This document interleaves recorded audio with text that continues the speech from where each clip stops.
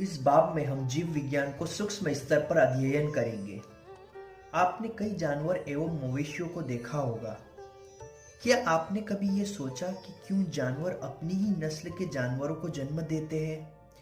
क्यों लोमड़ी का जन्म लोमड़ी के कबीले में ही होता है, ना कि कुत्ते के? इसका जवाब हमको इस अध्ययन में मिलने वाला है। हमको जैसे अपने पूर्वजों से विरासत में जायदाद एवं दौलत मिलती है, वैसे ही हमारे पूर्वज हमको अपने शारीरिक गुण भी विरासत में प्रदान करते हैं। और ये शारीरिक गुण ही तय करते हैं कि हमारी चमड़ी, बाल और आंखों का रंग कैसा होगा, हमारा नाक नक्शा कैसा होगा, यहाँ तक कि हमारा व्यवहार करने का तरीका भी हमारे पूर्वज से ही हमें विरासत में मिलता है। और हम इस विरासत को विज्ञान की भाषा में आनुवंशिकता कहते हैं। और आनुवंशिकता के अध्ययन को हम आनुवंशिकी कहते हैं, जिसे अंग्रेजी में जेनेटिक्स भी कहा जाता है। और ये केवल मनुष्य के लिए नहीं, बल्कि जगत के सारे जीवों के लिए सत्य है। कई सारे पश्चिमी मुल्कों में पैदा होने वाले लोगों के चमड़ी का रंग श्वेत होता है। और अगर हम अफ्रीका के देशों को देखेंगे तो हमें ज्यादातर लोग अश्वेत देखने को मिलेंगे, जिनका वर्ण गहरा होगा। अश्वेत वर्ण हमारे चमड़ी में पाया जाने वाला मेलानिन की वजह से होता है। जिसके शरीर में जितना ज्यादा मेलानिन होगा, उसका रंग उतना गहरा होगा। हमारे यहाँ आमतौर पर दक्षिणी भारत के लोगों की चमड़ी में मेलानिन का प्रमाण ज्यादा होता है। मेलानिन का मुख्य कार्य सूरज की किरणों से चमड़ी की रक्षा करना है। हम जानते हैं कि सूरज की किरणों में पराबैंगनी किरणें भी शामिल होती है, जिसे हम अल्ट्रावायलेट रेडिएशन भी कहते हैं। यह किरणें चमड़ी का कैंसर कर सकती है। इसीलिए जो लोग ऐसे इलाके में रहते हैं जहां सूरज की सीधी किरणें आपात होती है, वहां के लोगों का वर्ण अश्वेत होता है। और यही वजह है कि दक्षिण भारत के लोग उत्तर भारत के लोगों की तुलना में ज्यादा गहरे वर्ण के होते हैं। अब ये जानना भी जरूरी है कि मेलानिन का संबंध केवल पर्यावरणीय कारकों से नहीं, बल्कि आनुवंशिकता का भी इसमें बड़ा किरदार है। इसे मैं एक मिसाल से समझाता हूँ। मान लो कि एक गहरे वर्ण के भारतीय दंपत्ति जो कनाडा जाके बस गए हैं। कनाडा उत्तरी गोलार्ध में है, इस वजह से वहां सूरज की किरणें सीधी आपात नहीं होती। तो आप मुझे सोचकर जवाब दीजिए कि अगर उस गहरी वर्ण के दंपत्ति को संतान होती है तो किस वर्ण की होगी? क्या वो बाकी के कैनेडियन लोगों की तरह श्वेत होगी या अपने माता पिता की तरह गहरे वर्ण की होगी? सोचिए जी, वो उसके माता पिता के वर्ण की होगी। आपको पता है क्यों? क्योंकि उस वंशज को उसकी चमड़ी का रंग उसके माता पिता के द्वारा मिला है, और उसके माता पिता का वो वर्ण उनको उनके जनकों के द्वारा मिला है। चूंकि उस वंशज के पूर्वज भारत में रहते थे, इसलिए उस बच्चे का वर्ण गहरा होगा।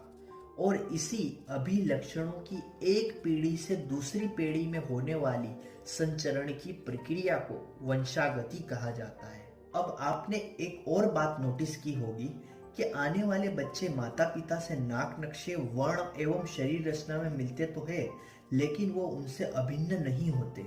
मतलब उनके एकदम समान नहीं होते। बच्चों में और उनके माता पिता में भिन्नता होती है। एवं अगर एक से ज्यादा संतति हो तो भी उन संततियों के बीच आपको भिन्नता देखने को मिलेगी। और इसी भिन्नता की वजह से आबादी में भिन्नता दिखाई देती है, जिसे हम विविधता कहते हैं।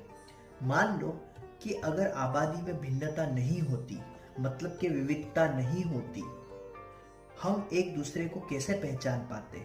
आपको कैसे पता चलता कि कौन आपका भाई है और कौन आपका दोस्त है? तो इसीलिए आबादी में भिन्नता का होना बहुत जरूरी है। हमें शायद ना पता चलता हो, लेकिन जानवरों में भी विविधता होती है। हमारे लिए चाहे सारे घेंटे और कुत्ते समान दिखते हो, लेकिन उनमें भी भिन्नता होती है। यहाँ तक कि विविधता तो चूहे और जंतुओं में भी पाई जाती है।